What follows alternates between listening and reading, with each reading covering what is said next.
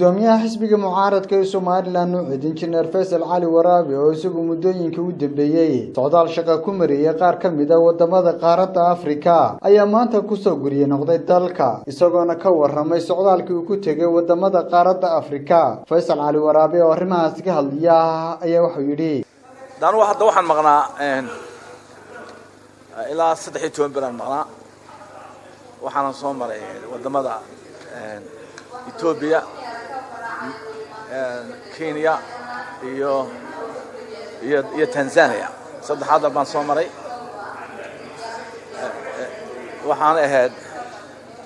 socdaalkaygu wuxuu ahaa in la soo kulmo magalaan saay international community-ga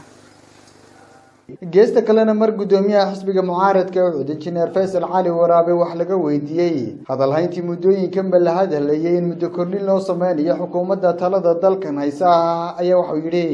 siray maanta waqti ka dhamaaday haduu doorasho dacwada albaabku ka baxay